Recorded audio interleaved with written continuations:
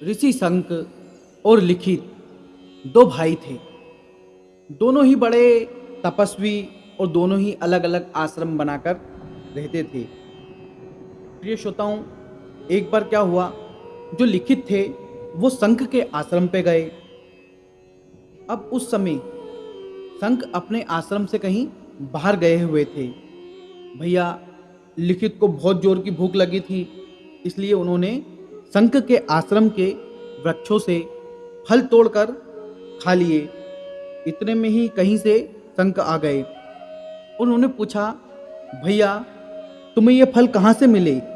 तो लिखित ने हंसते हुए कहा, ये तो यो जो सामने को पेड़ है नी, ऐसे ही तोड़ के मैंने खायो है। शंख ने कहा, तब तो तुम चोरी के अपराधी हो, अतः अब तुम्हें राजा ही दंड देगा, तुम्हें राजा के पास जाना चाहिए। अब लिखित बड़े भाई का यह आदेश पाकर बहुत प्रसन्न हुए कि कम से कम भाई ने मुझे एक आदर्श पाप से तो बचा लिया। वे राजा सुदुमन के पास गए, जो कि उस राज्य का राजा था। राजा से आज्ञा ली और राजा को पूरी घटना बताई कि मैंने बड़े भाई के फल चोरी से खा लिए हैं, आप मुझे दंड दीजिए। तो राजा कहने लगा कि देखो, मैं दंड दे सकता हूं तो क्षमा भी तो कर सकता हूं। विप्रवर जाओ, मैंने तुम्हें क्षमा कर दिया। लेकिन भैया लिखित मान ही नहीं रहे, बोले मुझे तो दंड चाहिए, कुछ भी करो दंड दो, मेरे भाई ने कहा है। राजा ने क्या करा, तलवार उठवाई और लिखित के दोनों हाथ कटवा दिए। हाथ कटने के बाद लिखित अपने बड़े भाई के पास गए और बड़े भाई को प्रणाम किया और कहा, भैया आपने बहुत बड़ा उपकार मेरे ऊपर किया, आपने मुझे एक बड़े पाप से बचा लिया। शंख ने कहा कि देखो, जो तुम्हें मिला है ये धर्म उल्लंघन का दंड है। अब तुम एक काम करो, ये जो आगे नदी है इसमें विधिवत देवी देवता का पूजन करो और पितरों का तर्पण करो। भविष्य में कभी भी अपने मन में अधर्म मत लेके आना मेरे प्यारे भाई।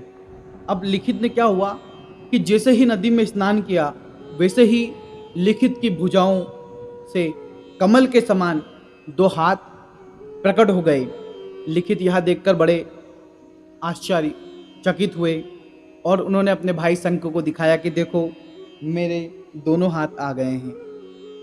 तो शंख मुस्कुराकर कहते हैं कि मैंने अपने तप के प्रभाव से ही तुम्हें दो हाथ वरदान स्वरूप दे दिए हैं। लिखित कहते हैं कि भैया आप पहले भी तो मेरी शुद्धि कर सकते थे। तो शंख ने क्या जवाब दिया? शंख कहते हैं कि मैं तुम्हें दंड देने का अधिकारी नहीं हूं, राजा ही तुम्हें दंड देने का अधिकारी है। इससे राजा की भी शुद्धि हो गई और पितरों के सहित तुम भी पवित्र हो गए।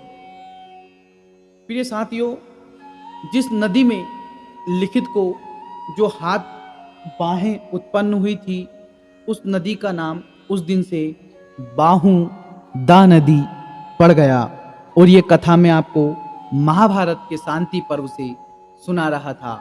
तो आपने देखा किस प्रकार से धर्म का उल्लंघन करने पर पाप की सजा मिलती है, और जो भी व्यक्ति उसका पश्चाताप कर लेता है, जो उसे स्वीकार कर लेता है, वह अपने दंड से मुक्त हो जाता है।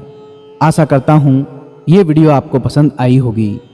यदि यह कहानी आपको अच्छी लगी तो हमारे चैनल को सब्सक्राइब करना, कमेंट बॉक्स में राधे राधे लिखना ना भूले। मिलते हैं किसी नई कहानी में, जब तक के लिए राधे राधे।